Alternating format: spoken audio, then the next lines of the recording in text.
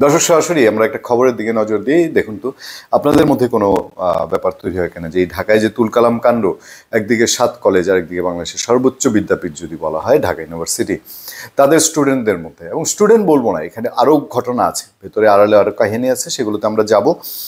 ছাত্রদের সংঘাতের নেপথ্যে প্রভিসি মামুনের অদক্ষতা, বলছে আমার দেশ। প্রভিসি মামুনের সঙ্গে দেখা করতে গিয়েছিলেন মামুন আহমেদ, তার সঙ্গে দেখা করতে গিয়েছিলেন ৭ কলেজের শিক্ষার্থীরা তাদের ৫ দফা দাবি নিয়ে, যেটার অগ্রগতি কি। মামুন সাহেব করে বসলেন, তাদের সঙ্গে দুর্ব্যবহার, একেবারে যা ইচ্ছা তাই ব্যবহার করেছেন, মানে এত বেশি খারাপ ব্যবহার করেছেন যে ছাত্ররা আর আন্দোলনের নামতে আর দেরি করেনি, রাত থেকে সন্ধ্যা থেকেই সেটা সাথে সাথে অ্যাকশন হয়েছে। একটু নজর দিই।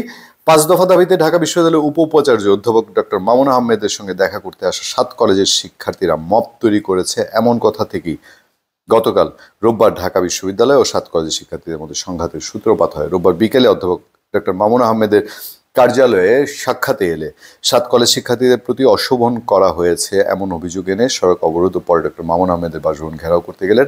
ঢাকা বিশ্ববিদ্যালয়ের শিক্ষার্থীদের সাথে সংঘর্ষ জড়ায় ৭ কলেজ শিক্ষার্থীরা। শেষতক লাস্ট সংবাদ সম্মেলনে আমি ২৭ জানুয়ারি ২০২৫-এ প্রায় বিকাল নাগাদ যখন কথা বলছি, তখন ছাত্রদের ৪ ঘন্টা আলটিমেটাম শেষ হবে।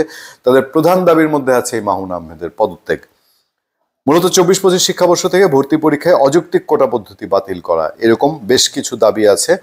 মানে পুরো রিপোর্টটাতেই মামুন আহমেদের, এই যে উপাচার্য মামুন আহমেদের কার্যালয়ে ৭ কলেজের শিক্ষার্থীদের সাথে অশোভন আচরণের অভিযোগ এনে পরের প্রতিবাদে মামুন আহমেদকে ক্ষমা চাওয়া পদত্যাগের দাবিতে এই ঘটনাগুলি শুরু হয়, সেটা বলা হচ্ছে।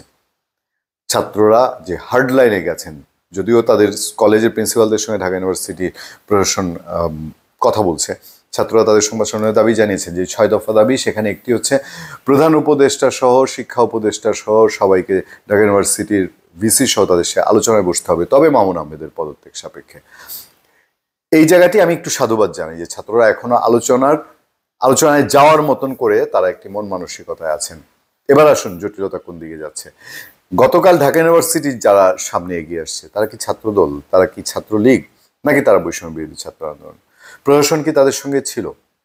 ঢাকা ইউনিভার্সিটিতে ছাত্র শিবির, জামাত ইসলামী ছাত্র সংগঠন এবং বৈষম্য বিরোধী ছাত্র আন্দোলনের যারা ডিরেক্ট অ্যাক্টিভিস্ট, তাদের এখন জয় জয়কার।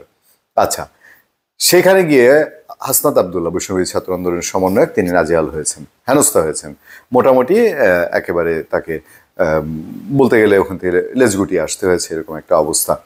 তো হাসনাত আবদুল্লাহ চলতে চলতে বলেছেন যে ছাত্রদল এখানে থাকতে পারে, ভিডিওগুলো আপনারা দেখেছেন, আমরাও আপনাদেরকে জানিয়েছি। তারপর দেখা গেল কি, হাসনাত আবদুল্লাহ এই কথা বলার পরে যে ছাত্রদলের দিকে ইঙ্গিত করলেন, ছাত্রদল সাধারণ সম্পাদক নাসিরউদ্দিন বললেন এটার পেছনে শেখ হাসিনার সিদ্ধান্ত দায়ী এবং জাতীয় বিশ্ববিদ্যালয়ের সাবেক উপাচার্য হারুনুর রশিদ দায়ী। তারা এই ৭ কলেজকে আবার ঢাকা ইউনিভার্সিটি অন্তর্ভুক্ত করেছিল, গেল না? আবার বৈষম্য বিরোধীদের কেউ কেউ বলছেন এর পেছনে ছাত্রলীগের উস্কানি আছে। সোশ্যাল মিডিয়া দেখুন ভরে গেছে, দেখবেন কে দায়ী না দায়ী। এই আন্দোলন নিয়ে যেও রাজনীতি শুরু হয়েছে, এটা খুব পরিষ্কার, একদম নিট অ্যান্ড ক্লিয়ার। আমরা শুধু বলছি যে যেহেতু দুই পক্ষেরই আলোচনা করার ইচ্ছা আছে, পুলিশ বলছে যে পুলিশ ওখানে না থাকলে কালকে এটা রক্তক্ষয়ী সংঘাত হতো, মেনে নিলাম, কিন্তু পুলিশও কি কোথাও বাড়াবাড়ি করেছে যেটা আন্দোলনরত ৭ কলেজের শিক্ষার্থীরা বলছেন?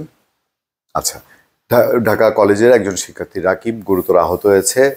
ঢাকা কলেজের সেই শিক্ষার্থী রাকিবের উপর হামলা এবং নিউ মার্কেট থানার পুলিশের ভূমিকা নিয়ে ছাত্ররা বিচার দাবি করছে, ৭ কলেজের শিক্ষার্থীরা। এইসব পরিস্থিতির মধ্যে ঘটনার গভীরতা বুঝতে গেলে সেই ঢাকা ইউনিভার্সিটির প্রভিসি মামুন আহমেদের এখন কি পদত্যাগই সমাধানের পথ? ধন্যবাদ সবাইকে, ভালো থাকবেন, সুস্থ থাকবেন, সত্য করুন এবং সহনশীলতার সাথে আপনাদের সাথে আমি আতিক রহমান পূর্ণিয়া।